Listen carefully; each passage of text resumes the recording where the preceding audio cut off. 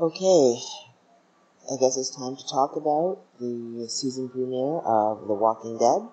That's episode 9, season 1, and New Beginning. Over the summertime, it was revealed that Andrew Lincoln would be leaving The Walking Dead for good, which is a huge announcement because, as we know, The Walking Dead has always revolved around Rick's journey. Annoyingly so in many ways because people always had to follow Rick, whether he was right or wrong, and very few times was he ever actually challenged. So Andrew Lincoln leaving The Walking Dead is going to make a huge change to this show, and hopefully it'll make everything a little bit more collaborative. Okay, leading up to Andrew Lincoln's exit from The Walking Dead, we now have to build the circumstances to create it, right? So at the end of the last season, the war had ended, and Rick made the decision that he would imprison Negan instead of actually killing him, which, as we know, is what Maggie wanted and what Daryl wanted. Given how Glenn died, I can hardly blame Maggie for wanting that end for Negan. Rick, however, was moved by Carl's letter that he wrote to him before he died, talking about his vision for a new world, a rebirth, a reawakening, sort of a return to the normalcy that happened before the zombie apocalypse occurred. So we pick up at a new beginning, and Rick is beginning to lay the foundation of this, right? So we have Oceanside, we have the Hilltop, we have Alexandria, we have the Sanctuary, and we have the Kingdom.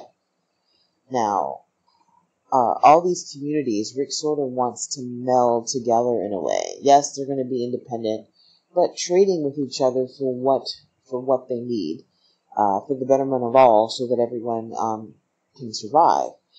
It's Michonne, actually, interestingly enough, who takes it a step forward and talks about wanting to create some sort of covenant, a set of laws that people will abide by. Everyone knowing the consequences for not following along, right? And she's inspired to do this by thinking about the U.S. Constitution, which obviously is no longer applicable in a zombie apocalypse.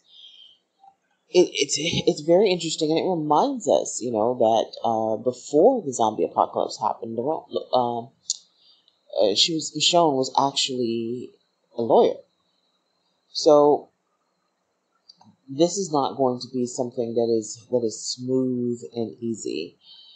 Negan may be in prison, but that doesn't mean that all of the Negan sympathizers at the Sanctuary are gone. In fact, they're still putting graffiti on the wall saying we are still Negan, even though their very survival is dependent upon the kindness of others. To make it clear, the Sanctuary is in a warehouse. There isn't land around it to grow food. They produce nothing. They don't have a particular set of skills that they can offer to others. They're basically living on the kindness of others. Now, Rick believes that this is different from how it used to be, because instead of being told that they had to hand over supplies to the Sanctuary, people are now willingly giving them. The problem is that he's assuming that people are willingly giving them. They don't necessarily want to follow along with this plan, but are doing so for now. And things come to a head, of course, when the Sanctuary needs even more food. So Rick reaches out to Maggie for more kindness, but Maggie's fresh out. Maggie recently won an election to lead the Hilltop, and like any other politician or like any other elected leader, she is accountable to her people. And given that one of the members of the Hilltop recently died collecting supplies, they're not exactly pleased to continue helping the Sanctuary. And as we know, the Hilltop suffered heavy losses defeating Negan. So Maggie at this point says that it's time for an exchange. There's going to be no more handouts. The Sanctuary has to start giving something back. And Rick is surprised by this. I mean, let's just face facts. For the most part, Rick has always been the leader of their little small group. And whenever he's turned to Maggie for something, Maggie would be dependably do what he needed done. So this is the first time Rick is hearing no, and he's not angry, but he's shocked and he's uncertain by it. And another similar to that, there's Rick's conversation with Daryl. Daryl is not pleased that he is now the leader of the Sanctuary. As you know, in the comics, that position fell to Dwight, but Daryl sent him away at the end of the last season. Rick commends Daryl for keeping the Sanctuary together, but this is really not where Daryl wants to be. Daryl believes that the Sanctuary is a lost cause. And maybe he's right, like I said, especially given the fact that you can't grow anything there, and people need food to survive. So Rick just assumes that he wants to come home to Alexandria, but that's not where Daryl wants to be. Daryl wants to be with Maggie. Rick is astute enough to see that this is a breakdown in their relationship. Daryl, like Maggie, is always someone who's followed closely behind him and followed orders. Daryl, for all his skills, is essentially a beta male, and now he's choosing to follow someone else as his leader. And we have the issue of the hilltop. Again, Gregory, who's always been shady, decides to take advantage of the fact that a young man was killed on a supply run and sort of coerce their parents into attempting to murder Maggie. And when that doesn't work out, he tries to stab Maggie to death himself.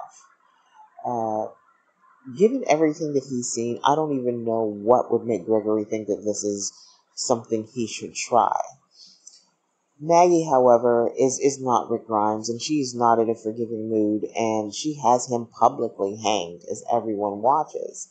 This sort of asserts Maggie's position as a leader, because who gets to decide who lives and dies? It is the ultimate decision. It is the decision of a leader.